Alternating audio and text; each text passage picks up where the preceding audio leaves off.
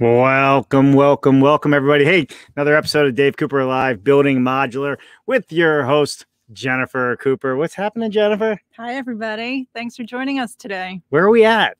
You know what? That's a great question. I know we're in Decatur, Alabama, and we've started our road trip, and it's super exciting to get out and start seeing our own country as we talk to guests from all around the world. I know it. I don't think this thing behind us has a motor for being on water and boats, so we actually had to go to the Huntsville Space Center to catch a ride to another part of the world.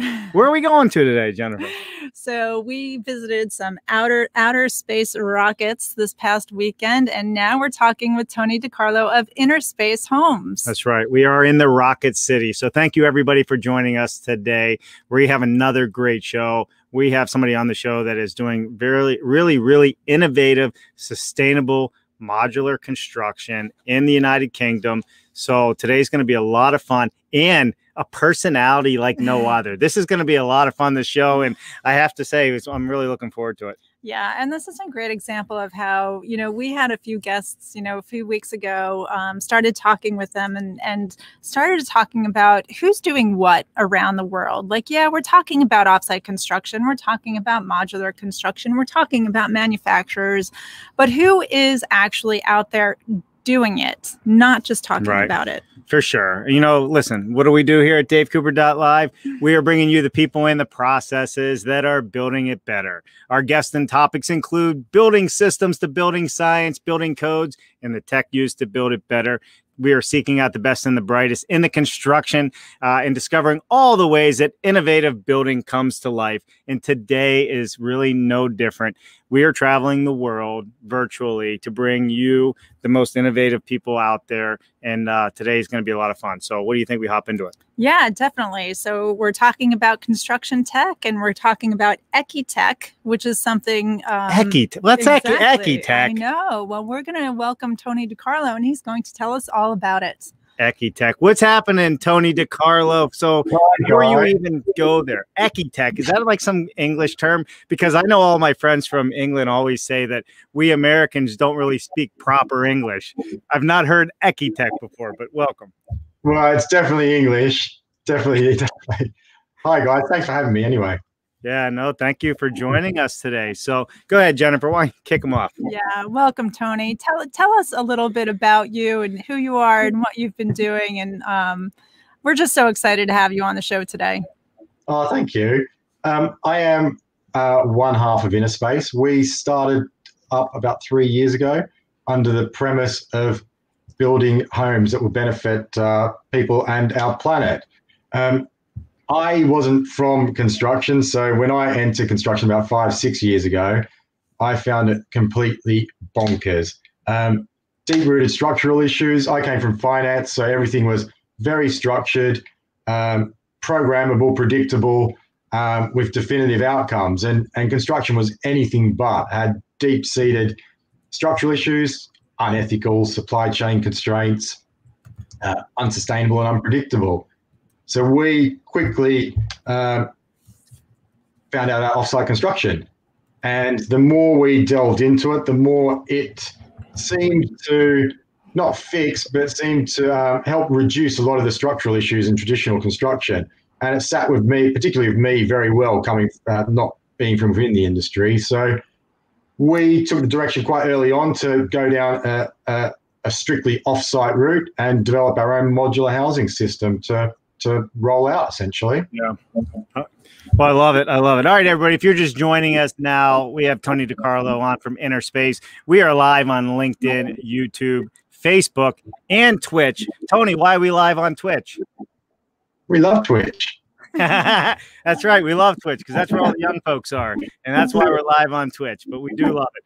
All right. It's funny, Jen, what Tony just said is something we've been talking about, that it's going to be people from outside of our industry that are making big changes within our industry or collaborating with people already in our industry to make those changes. And it sounds like today's conversation would be very similar to that. Definitely. So, let's start there, Tony. How did Interspace come to be? You talk a lot about, all the different players in this process.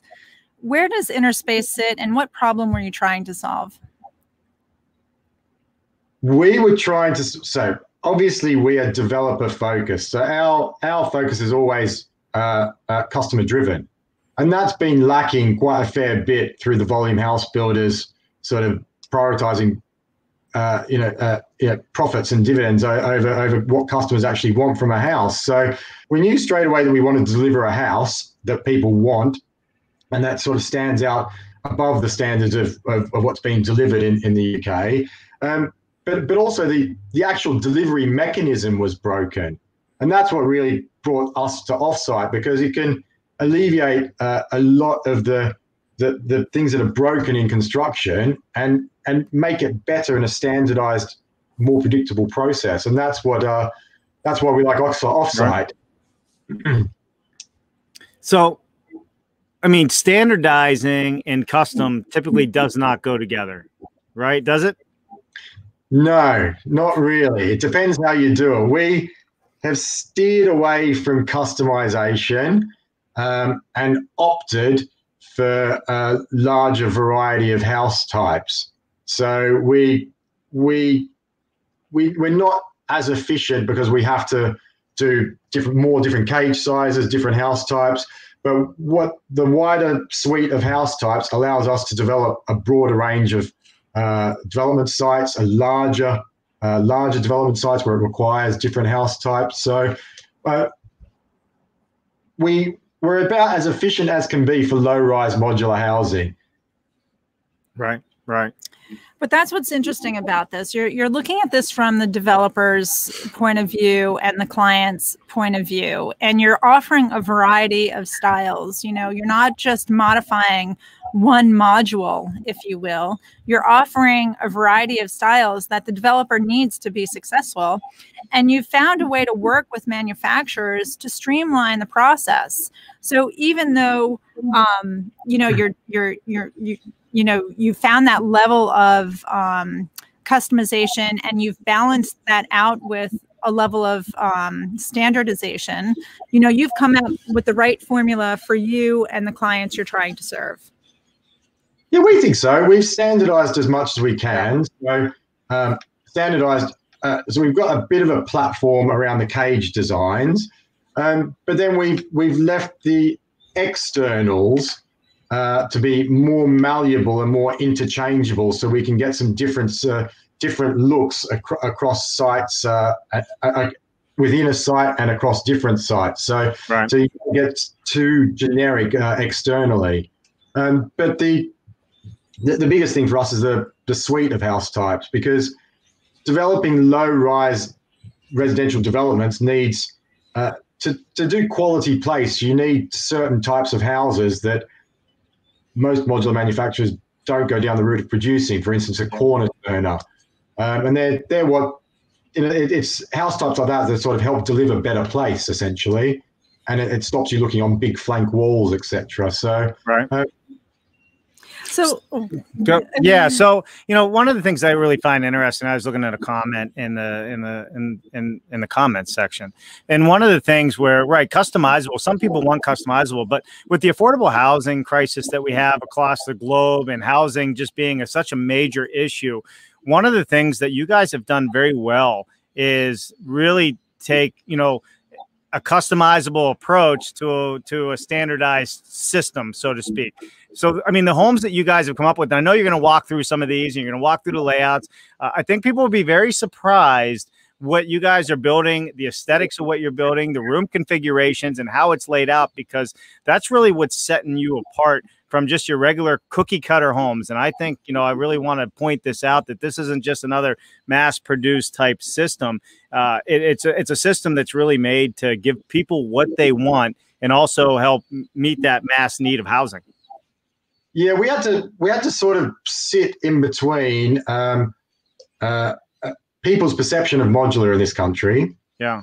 And we needed, well, we set out to design a house that is indistinguishable. You wouldn't be able to tell that it's factory built. Right. So that was the first thing. And the second thing is to get away from the standard parameters of manufacturing output of low-rise housing, because they have a different perspective.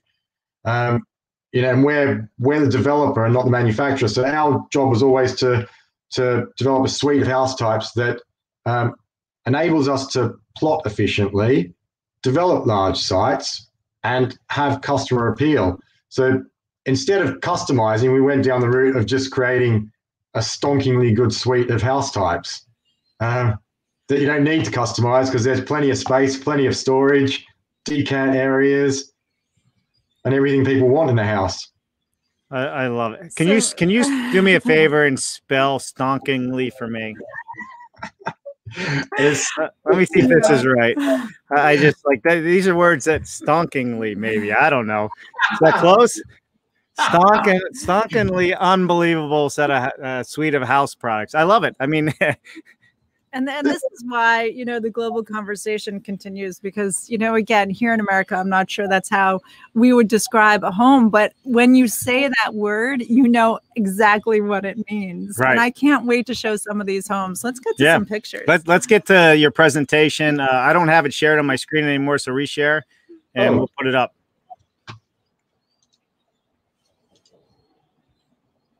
Let me take that. Yeah, and while he's doing that, I mean, maybe we can just give a couple of shout outs to people who have joined us today. It's always great, you know, when we get comments and greetings and hellos from everybody. And it's exciting to have Mr. Rick Hawkins back. We haven't seen you. What's up, Rick Hawkins, man? Where you been? Hey, Rick, guess what? We're coming to Atlanta either this week or next week. It would be wonderful to buy you a beer, my friend. Yeah, definitely. So do you want to put Rick's? Oh, maybe. Yeah. Oh, he did made a comment too. Yeah. Hey, the approach to generational living as well as thought out for the use of off-site construction. For sure. Rick's been in the modular space for years. He's based out of Atlanta, Georgia. Wealth of knowledge. Hey, maybe we could boondock this RV on his property. Rick, we're coming to a house near you next week. Yeah. And of course, it's always fun when Henry joins us. So Henry Mickelberg also made a comment. Of course he did. Henry making a comment like, I don't even know. Being blue. Yeah, stonkingly bloody colonials. So good. Stonkingly bloody. This is just getting better and better and better. Better and better. And then Justin Rand said, Henry Mickelberg. And let me go to my original post here. I don't want to skip over what Chris Carr had to say because that's where I was getting to. Chris Carr said that's the problem. We don't all want to build the same properties. Customers want I'm assuming he's want individuality. And I think, yes, that's true in the custom market. But the reality of it is, in my opinion, the average person cannot afford to build a custom home, period. It's so expensive to just truly customize a house. Yeah, but when we look at developers, you know, across the country, I mean, especially here in the US, and I'm sure it's similar where you are, Tony, every developer has their style and every developer is offering a suite of homes within the package. You know, when you drive into these communities, you know, no two homes look identical, but there's a lot of similarities between those homes. So what Tony's doing is giving a solution to developers to offer that wide range of style. I think you need scale as well, don't you? I mean, one-off homes won't get us the scale we need to get manufacturing efficiencies. It wouldn't even get us a door through an open door to a factory to produce these. So you need scale. And with scale comes a lot of benefits, especially when you couple sustainability and data at scale, then you can start making real big changes. Yeah, for sure. So let's share your screen, Tony, and talk about how you're achieving these goals. And I love this. Let's move into the 21st century. It's about time. The other product book, 2 seconds. Here we go. Yeah. All right, well, he's putting it up. I'm going to keep going through some hellos. Hey, Dr. Brent Musson. He changed his picture. He did. You look fabulous. Look at a good-looking man he is, right? Dr. Musson Factories in L.A. What's happening, Dr. Musson? We're coming out your way soon, man. We got our ride sitting right behind us, so we're looking forward to our road show and coming to see you out there in L.A. as well. So let's set up a conversation on the side. All right, Tony, you going to share that screen? I'm ready for you. There it is. Perfect. Got it? Yep. Ready to go. So, a new generation of house builder. We're focusing on design, delivery, and digitization of homes to bring them into the 21st century.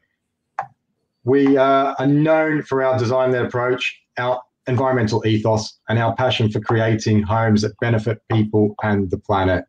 And that is our main driving force of the company. It's better homes for people and the planet, and that's everything we do. We try to do through those eyes. Love it. We can skip to the next screen now. So we have three themes that run deep through our business. Factory building is one of them. So through factory building, we get the predictability of program. And with the predictability of program, we reduce risk, increase the bottom line, and generally make for a better business when it's more predictable. And that's our main key driver of using offsite construction. It's not speed. You know, we're a for sale developer, so speed is sort of irrelevant for us because we're not like an income driven principle that's using offsite construction to get returns quicker. So speed doesn't really matter to us that much. Mm-hmm. It's more the predictability of the whole process. And once we get more predictable, we can start to trim costs. We can start to trim contingencies. You know, all of those things that add to the bottom line. Second one is green and health. So carbon and health. It's really sort of a magnetic north for us. Social and environmental impact. So everything. Yeah, we've got a really high performing house currently. Reducing carbon by 67% over current building regs, and that's reducing the annual kilowatts, so people's bills by that much as well. And then health as well, so cleaner air, better selected materials with low VOC, etc. internally. So that's the green health. And then digitizing, so really big. We live, property is a really analog sector, and it hasn't been touched. Every other industry has been digitized, and construction just feels so analog. And we believe in bringing data as a strategic asset to help improve a building's performance and the customer experience. So a bit like Devel. And they're our three strands of what puts our business together, essentially. So you just stole Dave's soapbox, basically. Hey, that's it, man. What are you stealing my soapbox for? Come on. Look, you're right. It's absolutely crazy. Is it not crazy that we are in last place when it comes to innovation, which is we're like the largest industry globally for the most part, and we're in last place when it comes to innovation. It just doesn't make sense to me. It's stubbornly analog. That's probably the best way I can put it. It's just, we think it's a big opportunity. Yeah. Because it has to digitize. There's so many deep-rooted issues that the only way out of it is to industrialize and digitize itself out of it. So we think it's a big future ahead because of it. Yeah, and it's funny, you hit on two topics. I mean, the value proposition of volumetric modular construction. We had Doug Pill on not too long ago from Prefab Logic and how volumetric modular needs to offer more than just speed to vertical, right? And it's funny that in your equation, you don't even include that in the equation. Yeah. It's just speed is, just what it needs to be. And I find that interesting. And then the second thing is, last Friday we had Susan Raleigh on building science, and this Friday we have Anthony Pack on, both talking about carbon, right? Yeah. And this Friday's show is Embodied Carbon, the blind spot of the building industry, and you're baking that into your north. I love that. I love that. Yeah, embodied carbon's a bit of a long journey, but one we're starting to go on. Operational carbon's quite easy for us to attack, and we're starting from quite a high benchmark, quite a high base. The operational carbon's it's a long-term work in progress rather than a short-term goal. But we're looking to measure.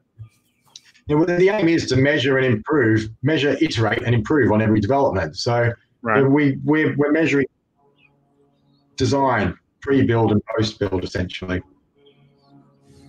Fantastic. All right, let's get back to it here.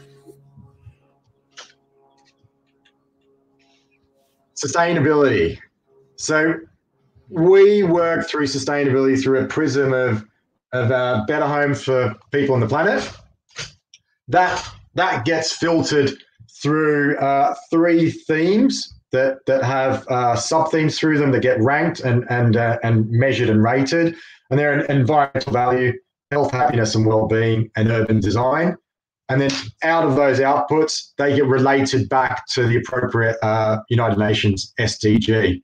And that's essentially our sustainability framework and how we measure our social and environmental impacts and relate them back to the SDG.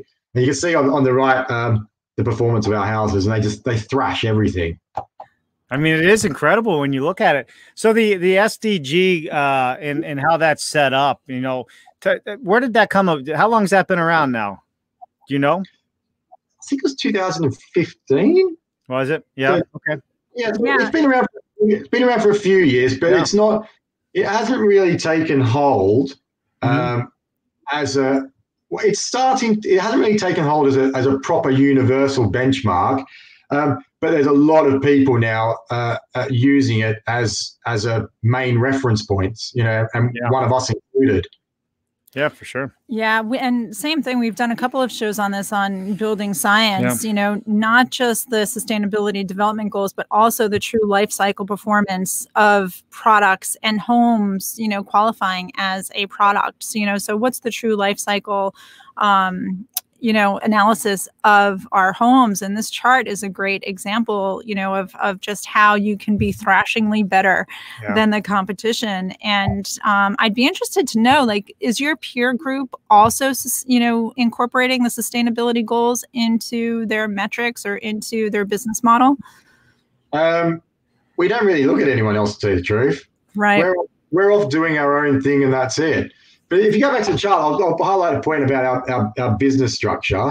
That we set out to benefit people on the planet. So that carbon, that operating carbon and annual kilowatt reductions on the right, it shows that we're doing 2 things. We're reducing carbon, our operating carbon, but also, more importantly, is we're reducing annual kilowatts for occupiers. So, you know, you've got a key worker on 35,000 pounds a year, and we're reducing their energy bills from 1,500 to 300, 400, 500 pounds a year. That's 1,000 pounds back in their pocket. So that's sort of going towards the social impact side of what we're trying to do as well. So it's a really good example of how one thing can attack social and environmental impact. Right, for sure. I mean, this is so important, right? Because there's the social, there's the environmental impact, and then there's the health of the occupants, and they all kind of play together. Yeah, they do. I think it's a growing trend, and one that's growing, especially because millennials are taking more focus on it, and it should be. It's, you know, we've got one planet, we need to look after it if we want to preserve it for the future generation. Absolutely. And this is what sets you apart, not only as a builder, but also as a brand, not only as a housing solutions provider, but as a brand, you know, and when people think about who they want to choose or who they want to support in this world in terms of, you know, whether it's a retailer or a product, this is all part of it. And it's not a gimmick. This is a real thing. Yeah, I hope so. I mean, all we can do is shout about what we're doing, what we're genuinely doing. It's not here to greenwash. It costs us a lot of extra money to implement all of this. So it's our moral compass. It's the direction we think that we want to head to do ethical and sustainable business in house building. Yeah, well, you know, listen, it's the future, right? We're seeing it all the time on this show. People are looking at it, talking about it. The younger generation and the next group of home buyers, the millennials, it's important to them. And they're going to choose your company over just the standard sticks and bricks that hasn't changed in 100 years, right? It just makes sense. And they're willing to pay. Research shows that they're willing to pay for these added features, you know, for their health and well-being of the planet. And I think that's a big thing to keep in mind. Well, look at the off-site construction process helps with the sustainability credentials. Yeah, less waste. Less on-site waste, less transportation, less nuisance to the environment. But there's a real big potential for low carbon housing to benefit consumers in the future, especially when it comes to green mortgages, things like that. So there's potential for monetary benefit definitely in the future. Absolutely. Right. So let's talk about the end-to-end solutions. The next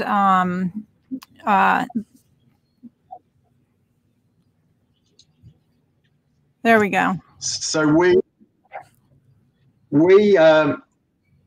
one of the big things about our business is control, and it probably sounds like a really bad word to say it that way, but the thing with traditional construction is there's too many moving parts, and I'm only saying this because I came from outside of the sector, and when you get too many moving parts, you get too much room for error. So we tried to systemize teams, systemize processes, systemize product as much as possible, and then try and simplify and own as much of the process as possible. So, out of this whole process, it's the manufacturing and delivery is the part that we don't own, but we've got good manufacturing partners for that. So the rest of it, we've got the expertise in the design, the DFMA design, the land and planning for modular. Right. We hold all the accreditations and suites and insurances and warranties and package them up for the manufacturing, for the delivery of site. And then the digitization of home and the sales process, we control that process. So by controlling as much as we can of it, we can get a more predictable output. And for us, it's all about predictability. As any business owner knows, they would rather take a predictable revenue stream over a high and low revenue stream, no matter how high and how low they are. So it's really important for us that the off-site construction offers that predictability. Yeah, well, I mean, predictability, think about it, especially in construction where you could have tens of thousands, hundreds of thousands, millions, depending on the scale of the project and overruns, right? It really does. This goes back to our set that we did in West Islip for the hospital. We did an emergency pediatric with modular. It wasn't residential. They did the entire project in 11 weeks, and this was some facility. It wasn't a small facility as far as the MEPs are concerned. But the hospital itself, out of their contingency budget, it was like $200,000. It was because of water issues under the ground versus I think they had $7 million set aside for contingencies on this project. Yeah, that's it. So the way we quantify it, exactly it. On a low-rise residential site, typically about 65% of the build cost is your house. So your house above foundations. So by using off-site construction, we're firming up 65% of our costs. We can rely on them a lot more. We're as opposed to a more traditional construction site where everything is more unreliable essentially. So we can make 2/3 of the site more predictable. Yeah, and now you're stealing my soapbox, Tony, because each week what we're talking about is precision plus performance equals profit. It's how precisely you can execute on your process and how people can perform to expectations. That's where the profit comes in. You're not squeezed out by mistakes or margins of error. You're really planful in your process, and you can count on that performance.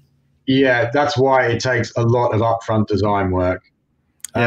We spent 2 years upfront design on the houses, on the framework, on the process, manufacturers, etc., so we can hopefully iron out a lot of those problems. becomes it becomes it doesn't matter if you get slippage on time that much. Right. It's slippage on materials not getting to site and having to, this is traditional construction, material sub-labors, where in factories they're standardized. So they're more important to us. Material price increases like lumber right now is through the roof, right? These are things that are more predictable and controllable in a factory environment because they're buying them in train load bulks, right? So they can control those predictable increases for sure. Yeah, you still get material problems over here. You still get insulation problems, with supply and things like that. So, but all in all, we're betting on the premise that it's more predictable and more controllable than traditional construction. Absolutely. Yeah, for sure. All right, back to it. So let's look at the design of these homes. Let's check it out. So just a bit about the nuts and bolts, light gauge steel frame. So nothing too fandangled in the cage designs.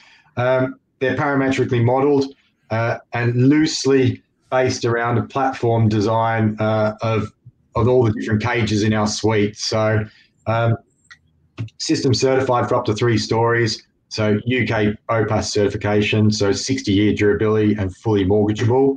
Right. And we've got 5 house types, 3 in the pipeline, and those house types offer a genuine range of houses from 2 to 4 bedrooms, and from small to large. And probably the biggest thing what we've set out to do is create an agnostic system. So over here, and I don't know how it is there, is the modular is still on its nascent trajectory for residential. It's been in commercial for a long time, but in residential, it's still relatively unknown. And funders have issues with manufacturers going bust, and how do you port your system over to someone else? What happens?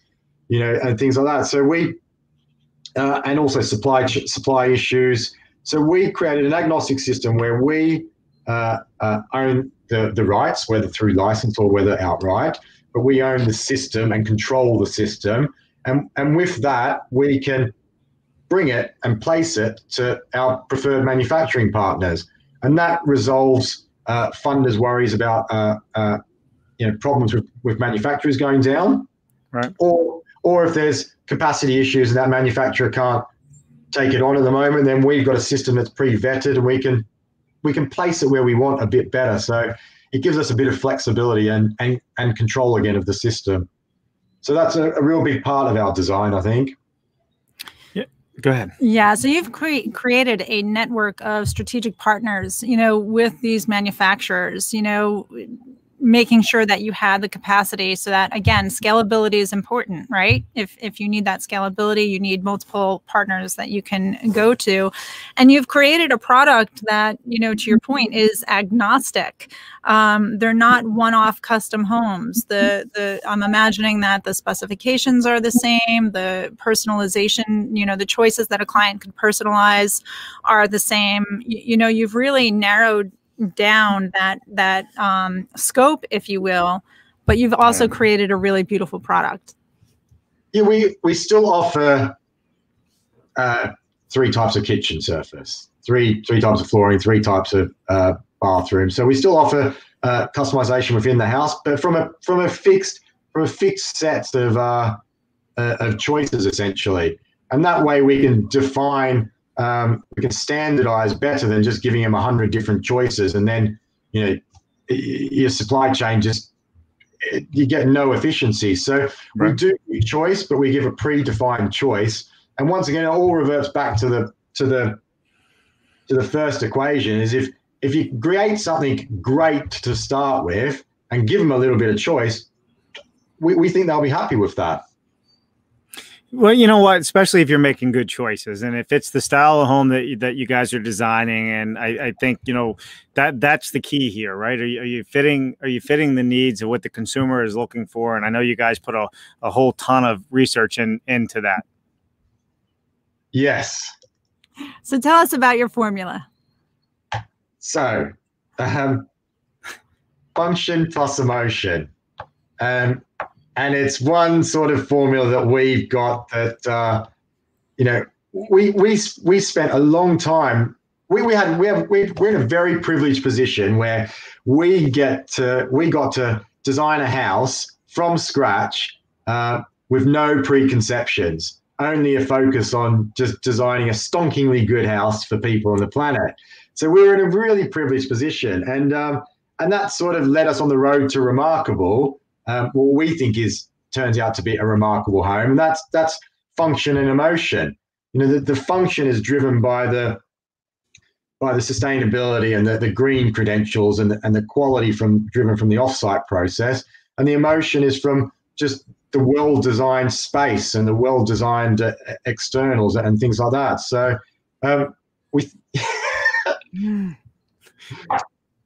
That's probably spelled wrong. I should look how Henry Mickelberg spelled it, because I'm sure he's grammatically much better writer than I am.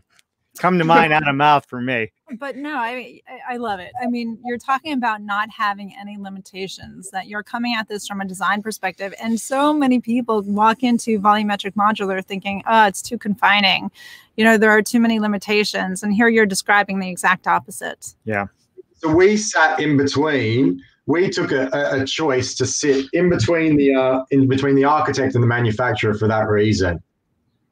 So we could quite clearly split them both out and get the architects to design a great house, and we had some predefined metrics for what has to go into a great house, and then have the DFMA engineers interpret that and make it manufacturable. And then we sat in between, and the engineers would say, "Oh, you can't have this," and we'd have to tell the architect to rethink it in some way to make it more manufacturable, or we'd have to tell the DFMA guys that, no, this is a big sort of design feature. We need to work out how we can design it for manufacturer. So we think by sitting in the middle, we didn't compromise in the way that you would if you sat on one side, because you're only seeing one angle, I guess. Yeah, and I think that's a great way to look at it too. The words that you're choosing right now underscores the importance of the partnership, because you're not saying we sit on top of the architect and the manufacturer. You're sitting in parallel with them. And that's such an important lesson, you know, for people who are new to offsite construction or industrialized construction. This isn't about, you know, one being better than the other. This is about equal parts coming to the table and really solving problems and really coming up with beautiful homes that people can live in comfortably, that developers can, you know, offer their clients. I mean, this is a great solution for many different people and many different problems. Yeah, that's right. It's a different way of working. It's more partnership based.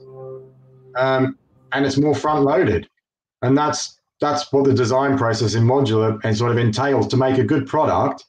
I mean, you can't sit on top or below anyone. It has to be, like you said, side by side. Right. Yeah, for sure. Well, listen, everybody, if you are just joining us, we are live on LinkedIn, YouTube, Facebook, and Twitch. And why are we on Twitch, Tony? Because we love Twitch. I love it. I'm going to have to play that over and over again. We do love Twitch. All right, listen, everybody. So Tony DiCarlo on Interspace Homes from England. We are going to get to some of the other comments in just a moment. But first, I think we should get through some of the design aspects. Let's show people a little bit about the inside of what Tony's doing. So, all right, let's get back to it, Tony.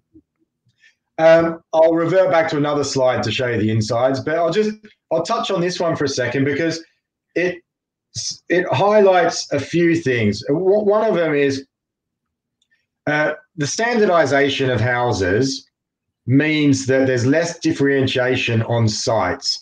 And that means we work extra hard to make place, the external environment, much, much better. So we, as a development, we put extra focus on the external environment, so green space, play areas, you know, all of those to really bring them up to light. But in this was a render of one of our developments that's in planning currently. It highlights the need for what a developer needs against what a manufacturer needs, and this is a 4-bedroom detached house, but it acts as a corner turner unit. So corner turner is the face, the where we can get two faces from two different angles, and it creates better place because it stops you having huge flank brick walls to view on when you're walking past. So a corner turner is a real staple house type in a volume house builder's portfolio. Not saying you normally see a modular manufacturer turn out. And that's just because of the fact, because we use about 8 to 12% of them, of our house type, as a corner turner on site. So they're not a high priority as other house types are, but they go to making better place. And so we have to tread a fine line of manufacturing efficiencies versus great houses and great place. And by having more house types, we're losing efficiency, but we gain that back in creating better homes for people and better place as well. So it's a sort of a balancing act, I guess. Yeah. And I mean, offline, we talked a little bit too, and we talked about how some of the things that are designed into last are some of the most important things. We were talking about the powder room on the main floor, how oftentimes it's an afterthought. Stairs from upstairs to downstairs, and the entrance. We're looking at the outside of the home, but when you put all that effort in, you were thinking from the inside out, designing from the inside out, and how that function then turns into the form. Yeah, and you're stuck with width restrictions. So, transportation above 5 meters, you're getting into police escorted load here. So you want to stay under 5 meter widths with your cage size, and that limits what you can do to a ground floor living area. There's only so much you can do there. And then if you want to make them adaptable and future-proofed, where you require bigger WCs on the ground floor, you have to work hard to design a space that is future-proofed and adaptable and works within a 5 meter width. So the modular, the constraints of modular have definitely made design. You have to be more creative. Well, that's also the good side of it, because you have to get creative. It makes you think a little bit differently on form and function, right? So all of those things. It seems like you've done a really good job doing it to me. And we laugh about it now because, as you know, Tony, we've recently moved into a motorhome. And when you think about moving from a 4-bedroom home into what could be considered a closet, 200 square feet, I think, is it? You think a whole lot differently about how everything functions. Yeah. Indoor air quality in this baby is important. It is. But you do think about it a lot. And I have to tell you, the way that, and maybe the modular industry should take note in volumetric, but, the motorhome companies have small space figured out. It really is functional.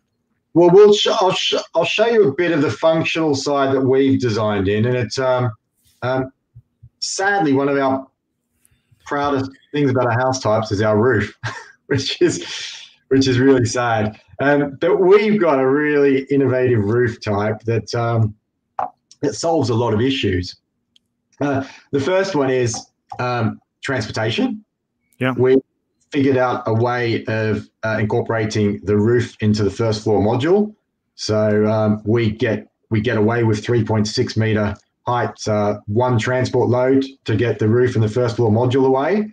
So instantly cutting down, I think we worked it out on some of this on our sites, 25% reducing transportation by 25% over and above what another manufactured house with a separate roof would have to transport. So both going towards the bottom line and also cutting carbon, so less transportation. Right. Carbon. Yeah. We've got a flat ridge on the top of the roof. It hides away all the PV nicely, so no one sees it. And we get to customize the capping stone. I don't know if you can see the numbering on the top. Yep, I mean barely. I can see it for sure in the white area.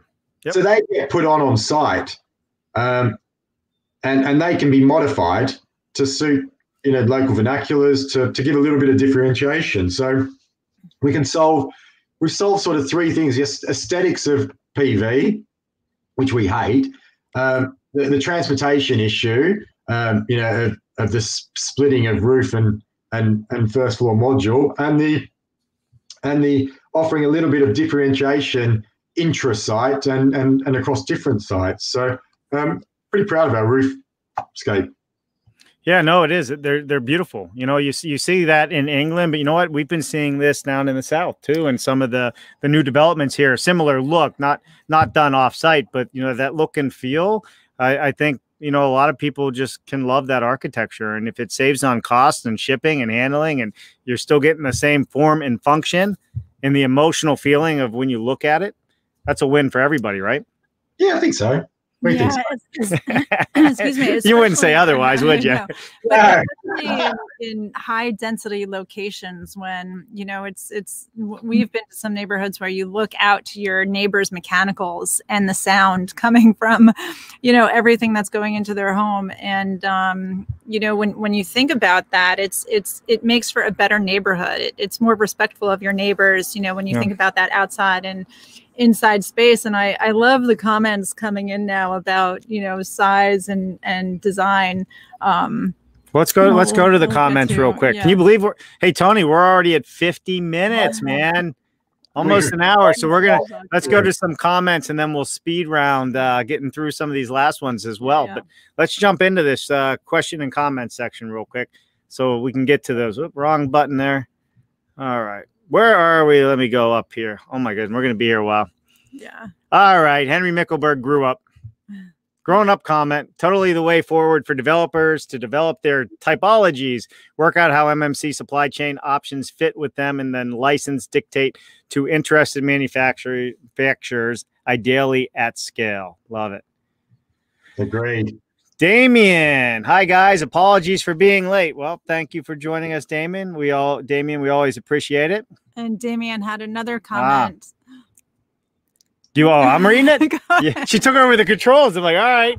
Hey, yachts and motorhomes spend serious R&D on interior function. They really, really do. I love it. They do. And I think, again, Tony, you're, when you talk about outside industry people coming in and helping us, lift this industry together as a whole. I mean, this is what we need. We need people from the yachting industry and the motorhome industry. Bring it in. Yeah. And to be fair, as Henry says in a later comment, yes, this RV is probably bigger than some homes. Yeah, it is. Across the globe. I love it. Well, yes, never short for words. Let's keep going through. So there's a lot of chatter in the back, but we'll do a shout out real quick. We got Justin Ranstead agreeing with Henry. However, what I found in the UK is that modular is very much growing. However, it's difficult to implement new systems as part of a modular build. For example, it's a tough job to move people away from traditional concrete tiles, despite them being heavy, to a system that suits modular build better. That's not just in the UK. That's in this country as well when people think about custom builds versus modular. But that pendulum is shifting, and it's shifting very, very quickly. So we're seeing a lot more interest in offsite construction today than ever, which is good. And we're all looking for that industry to go up and grow. Nobody wants to get into the industry. It's already tapped out. No, I mean, it should grow. Yeah. But people have to do it for the right reasons as well. If you do it for the wrong reasons and don't procure right, you'll get a bad product that costs more. So you need to do it for the right reasons. And you need to do it well, I think. Absolutely. All right, moving forward. Joe Butler. What's happening, Joe? Good morning, Team Cooper. I'm here for you to make me smart. Listen, I would put that right back on you, Joe. All right. Joe Butler and I can't think Ben. Forward Solutions and Ben Hershey and everybody else. They sponsor our Wednesday show, and they're one of the best consultants out in the industry. In fact, Joe, you should be talking to Henry Mickelberg. I brought this up last time I talked to Henry. You guys need to, put those brain synapses cells together. I think you two would like each other, and I believe that there's a big collaboration there. So thanks for joining us, Joe. Miss you, man. We'll see you soon, hopefully. Definitely. Move. Henry. Here's Henry. Let's keep going. Mortgage from the French for death pledge. Avoid if at all possible. Well, I mean, that comes down to like the whole predictability of it, right? Spend your money smartly. Don't throw it away on mistakes and bad planning. Nope, for sure. Rick Hawkins, interior adaptability with some exterior finish choices. Love it. Love it. All right, Henry, Henry's getting a spotlight today. To be fair, your RV is probably larger than the typical UK home. Yeah, it might be. My pickup truck's probably larger than most homes in the UK. George Ryman, good morning from DTE Materials in Phoenix, Arizona. Thank you for joining us. William Madison, one of the biggest problems to modular process is the UK planning system. I know, but they're working on that, right? With MMC and all the great things that are happening that it's going through. No, it is the biggest bottleneck in our opinion to uptake. From a developer's perspective, we've got the system, we've got the supply chain sorted. Land and planning it's a proper broken system over here, and it's more risky it's a problem for everyone, but it's more risky for the smaller players than the larger players because they can mitigate against it a bit better. But no, it's a huge problem. It's delaying the uptake of MMC quite substantially, and there's no real sight. There's nothing in sight that's going to fix the problem instead of putting plasters over it essentially.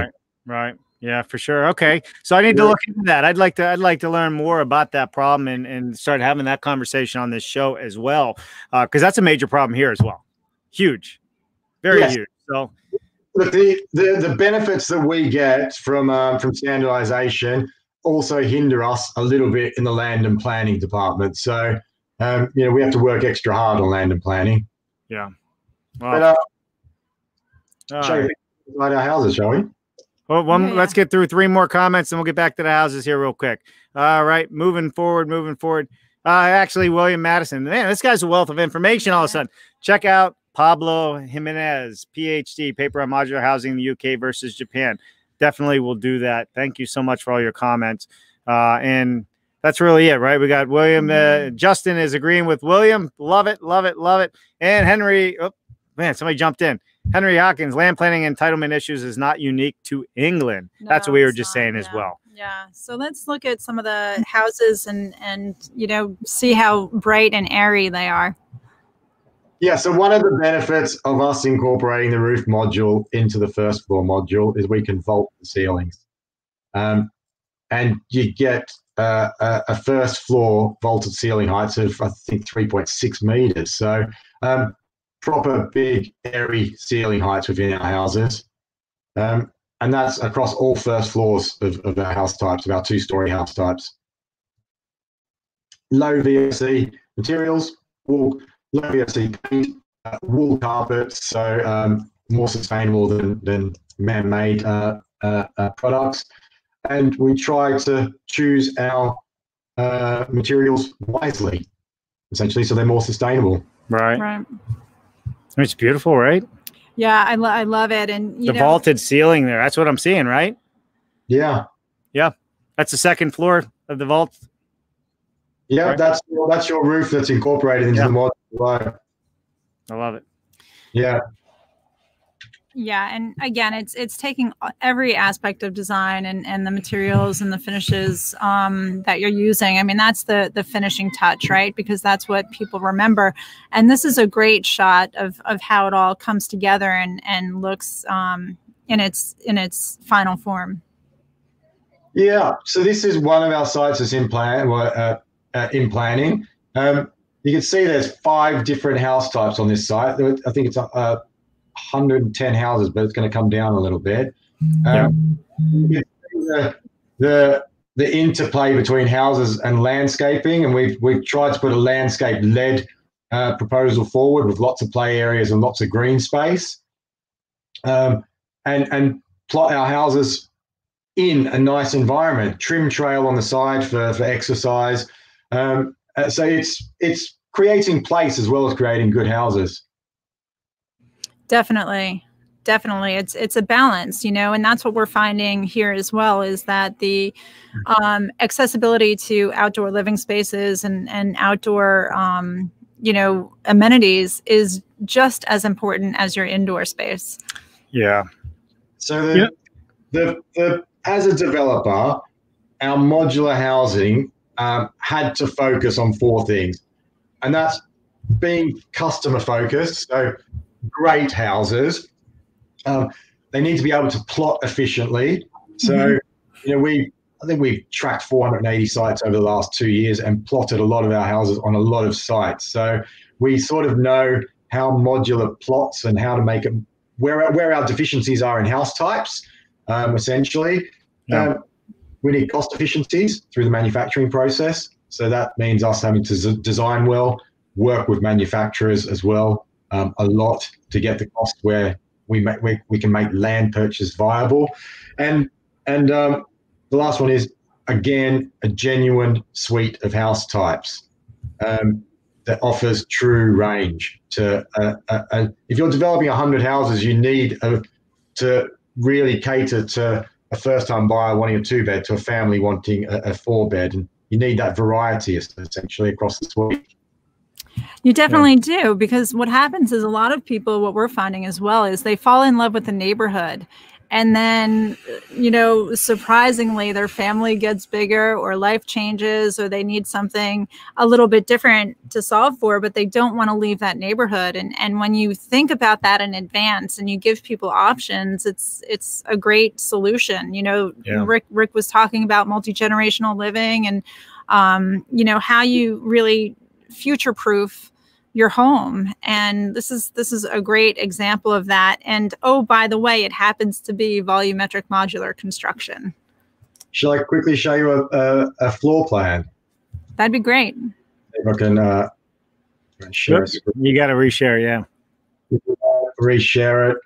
While you're looking for that, one of the things that we talked about last year in an event was, these communities that were being built, that were being more sustainable, they were actually building them further out of the cities in less desirable school district areas, because people were really choosing the lifestyle of a community like you just showed us, where you have the energy efficiency, the healthy living, the green space was starting to become more important to them, which I found very, very interesting. And they were selling out of these communities super, super fast, doing it where other developers weren't really, well, I'm not going to go there. The school district's not as good because, that's what sells homes here in the States.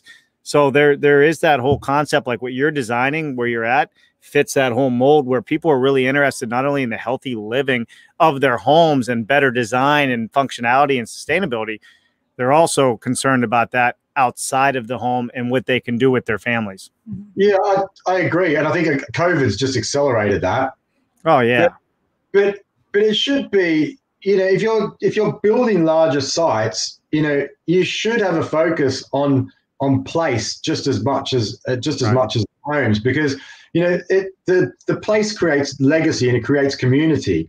It creates community and then creates legacy. So you want those spaces where kids can grow up and where young and old can have water cooler moments and do exercise and be healthy. So that's right. It's important to design both of them together, essentially. And because we've got a standardized house type, it makes us work extra harder at creating even better place, essentially. Right. I agree. Right. So let's take a look at the floor plan. This is our 4-bed that can run as either a semi or a detached. We prefer to run it as a detached, though. But the key to the floor plan, the few things that we specify with every house is bucket loads of storage, because new builds always never have enough storage. We hate houses where the front door opens up onto a living room or a kitchen. So you must have a decant area to take off your muddy wellies, just take jackets off. Muddy wellies. And you need a good master bedroom. You need a good master bedroom, and you need good-sized other bedrooms that all the bedrooms have to be double digits. So this house here has got a bit of an atrium entrance. So I don't think you'll see that much in the market. But also we've catered to adaptability and the future homes by downstairs having a wheelchair accessible bathroom with a study 4th bedroom that can be shut off to create its own self-contained unit. So really can cater to boomerang generation or the older generation moving back in with kids, particularly the older generation moving back in kids where they've got a ground floor accessible bedroom that can access the living room and kitchen as well. So it's our way of, instead of focusing on flexibility, we've focused on adaptability, because the makeup of housing is just changing at an exponential rate at the moment. And it's, people moving back in, there's kids moving out and moving back in, and older parents moving back in. So the house needs to sort of cater for that different movement with people inside the house now. And that's the way that we've done it, essentially. And you can see we've done 2 modules adjacent to each other to get us the width to make a good house. Right. Absolutely. And I mean, that flexible space has never been more in demand for families, who are homeschooling children or, work from home. Obviously has sticking power. It's a studio now or an office now. And like you describe, it's for, a student coming back or an older parent in the future. So that's awesome. How many of your homes, I'm just curious, I mean, are you building, is there basement storage? What type of foundation are you using? Foundation varies on the ground, but we would love to use a more sustainable foundation, but concrete strip pad is generally the preferred, but it depends on the ground conditions. But nothing unnormal, but we can't do anything more sustainable because we can only do it in certain locations, essentially. Right. Yeah. Love it. There's a lot of talk about, modular housing being lighter and you can put lighter foundations in. In reality, it doesn't really work that way, because you've got warranty providers and all that stipulate still that you need traditional lead foundations, essentially. Sure. Yeah. No, for sure. I mean, hey, listen, even here, there's different foundation types, whether you're by the coast or you're inland. There's all kinds of different things you can look at and use. I think the important thing is it's really no different than any other home. For the consumer out there understanding this, it's just the process in which we build. That's it. It's just a different process.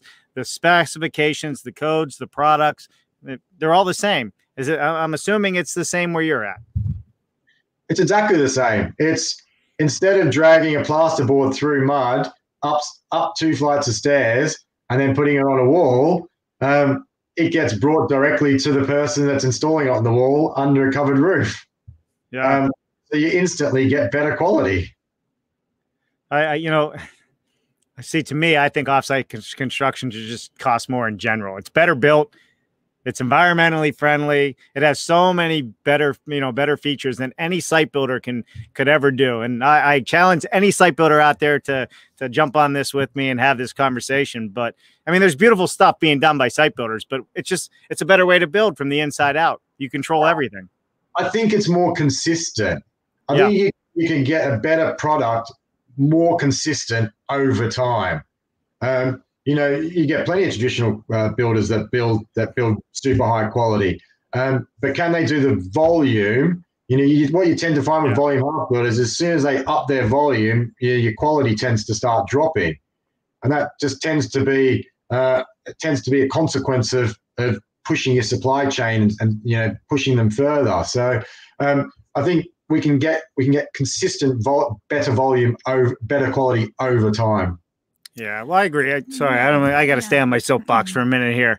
I'm gonna go back devil's advocate. I agree. There are some beautiful high-end homes. I mean, look at the stuff that the stars live in, right? The Class A celebrities and all that, A-listers, whatever they call.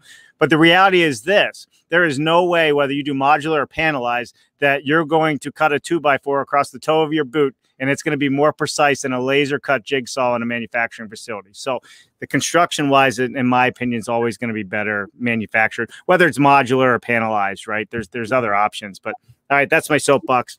I'm off. Yeah, agreed. We're biased, aren't we? But I come from a stick built background. So, I didn't come from out of industry. I've been in this industry a long time. So I'm a little bit biased and I got a little bit of a chip on my shoulder, but that's why I lean sideways all the time. It's a heavy chip. Right. I mean, listen, this is not a conversation on either or. I know, on building I know. modular, we're really reaching out to a broader audience and inviting them to learn more about our process That's and learn right. more about our approach and learn more about the benefits. Because in the end, it's not necessarily a question of dollars and cents. It's a question of the full life cycle of the product, the form, the function, the predictability, the scalability, and there's room for both. There's room for traditional site builders, and there are clients who demand that type of product.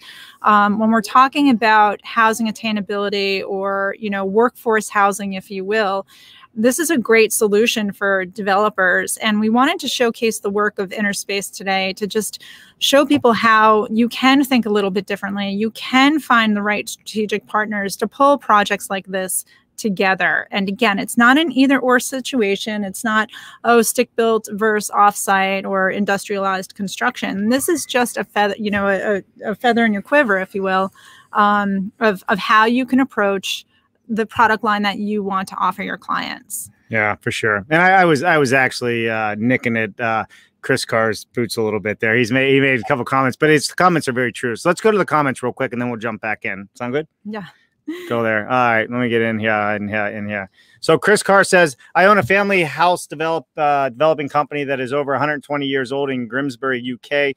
We have always built homes out of brick and block, but have looked at offsite construction. The trouble is it's 30% more expensive to deliver, but I can see the social housing sector leading on modular delivery as they don't need to make a profit.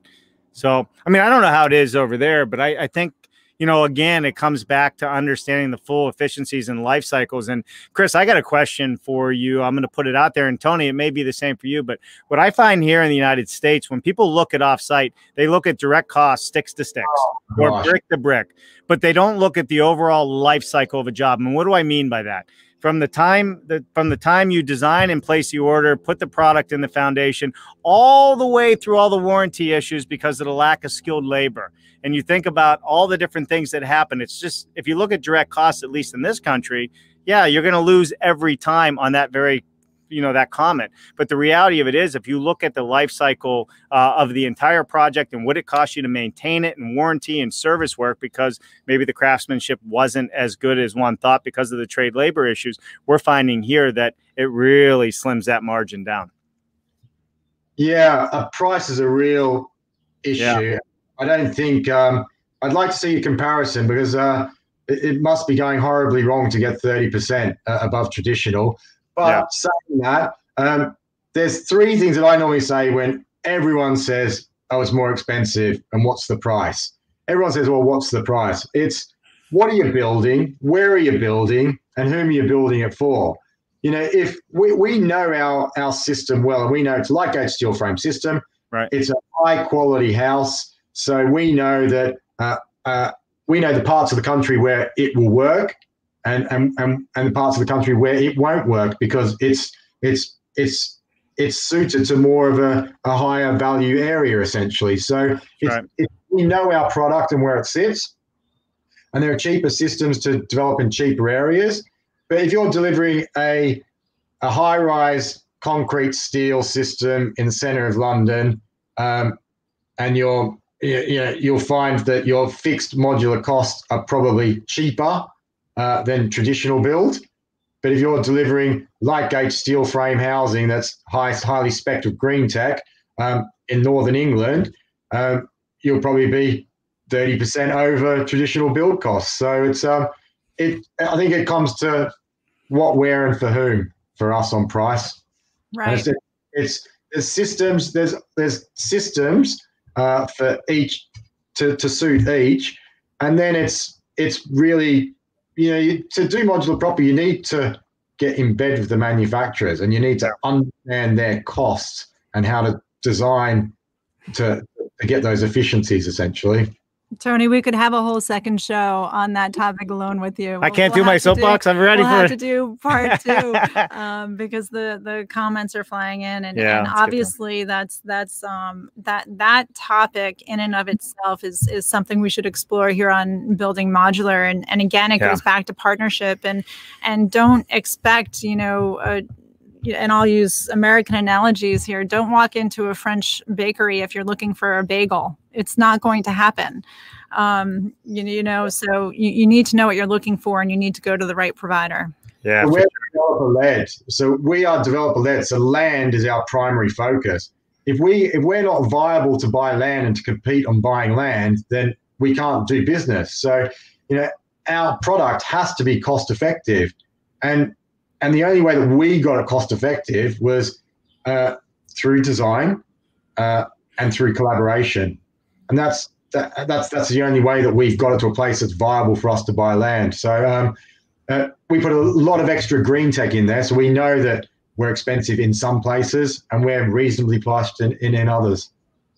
Yeah, for sure, and I agree with that. So for we got time crunch coming up on us. Let's go to this comment here. Chris Carr, first of all, I want to say thank you, man. It's comments and the conversation that makes this show so much fun and talk about, because this is a whole, conversational thing. And without, people like Chris and others that tune in and put these comments or questions up, we just wouldn't have an intelligent conversation about it. So I do appreciate you, and I appreciate your comments. Moving on. Damien S., do you offer garden rooms for studios? Not yet, but I think future iterations will add on extendability. So that's in the future, definitely. Love it. All right. Hey, Jody Genghis is with us. Hi, Jody. It is good to see you. All right. Rick Hawkins, thanks for the forum and lively conversation. Tony, your thoughts and design approach is refreshing. Awesome, awesome, awesome. Moving forward, Damien. Hi, Tony. How many factories do you have? We don't have any. Yeah. We don't have any. We have the agnostic system that we place with manufacturing partners. Love it. And I think earlier you said there's 3 or 4 that you've identified as partners for the product. So, you've created your network of manufacturers that you can go to that you don't, aren't part of your vertical, but they're partners that you go to for your product. Yeah, for sure. All right. Tom Reddy, you rocked this show. And yes, offsite manufacturing collaborated early, and the design can deliver 30% in project savings. Now, Tom Reddy's with Synergy Steel. They do panelized steel wall systems, similar to what you're probably using in the house here in the United States. And Tom says, agreed, Synergy Steel is on the show, on the second show. I love it. I love it. All right, here we go. Chris Carr says, great webinar. Cheers. Thanks, Chris, man. Really do appreciate it, like I said. All right, did we get through everything, or do we have to speed round some stuff? Where are we, Tony? I mean, an hour and 18 minutes, by far the longest building modular show we've had to date. In fact, I would have to say it was stonkingly good. Legend. Yeah. We did get through everything. I mean, we could talk for hours on this. Yeah, we could. It just will never end. I mean, I think, the formula that Interspace has created is something that everybody can learn from today. It is not just form and function, it's the emotionality of everything. So thank you for sharing those nuggets with us today. Yeah. And thanks to everyone else for joining us. I think we had Bill Ryman on today. We had John Yaworski, the Real Build podcast. Yeah, man. We had John Yaworski on. We had Andrew Seeley, which is he's a terrific supporter of the show. G-Pods, love Andrew. Always great to have Andrew on. So thank you, everyone. Oh, and we had Nicole join us. Emilio Casper. Yeah, good. I love it. What's interesting about this show, I mean, there's a few, but I mean, you really lit it up today between all the social networks and LinkedIn Live. You had a big attendance, and we're very grateful to everybody that tunes in to listen to what we're doing in the programming. So with that said, Jennifer, everybody needs to understand that we have our live road show. See it in the ticker below. It is beginning in February. We're going to be traveling this great country, and if we had rudders and fins on this thing, we'd head over to England. But until the pandemic clears up, it's going to be a little while. But we are traveling the country, and we're going to bring you the best and the brightest people in the construction industry that are doing things better, doing things differently, and showcasing that, and hopefully bringing you all this great content that people can soak in. Right now, everybody here knows about Interspace and about Tony, and I think that's a great great thing, because there's a lot happening that you guys can collaborate on with people from the United States as well. So thank you, Tony. Absolutely. Thank you, guys. Thank you both. You're welcome. Yeah, it's been our pleasure. So Tony, hang tight for a minute. We're going to come right back to you. But Dave, we should let everyone know that tomorrow we have our product spotlight. We're going to Canada for our product spotlight tomorrow with Zenon. We are. And Thursday we have Lockheed Martin. We have JT, the head of social media for Lockheed Martin. You know who Lockheed Martin is? They make all the big planes and engine, right? I mean, think about it. Well, they also rediscovered, well, we should know this, but rocket ships. They were early pioneers of the rocket ships here in Huntsville, Alabama. And then Friday we have our conversation on carbon. Yeah, we do.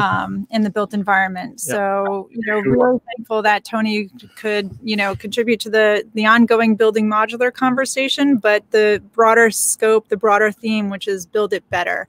And thank you for sharing your story with us today. Yeah, thank you. Thank you so much. And that's it, everybody. Please tune in tomorrow at 1 o'clock, Thursday at 1 o'clock, and Friday at 1 o'clock, because we have speakers lined up all week. Just as good, hopefully, as Tony. Tony's been great. I say that lightly. Everybody's great, just coming on the show and educating us. So that's it. So we are live on LinkedIn, YouTube, Facebook, and Twitch. Why Twitch, Tony? Because we love Twitch. Oh, that's going to be such a good promo video right there. I love that. Tony, thank you so much. Don't go anywhere. Thank you, everybody else that is out there that joined us today. I'm Dave Cooper. I'm Jennifer Cooper, and we'll see you next week, 1 p.m. Eastern. Bye now.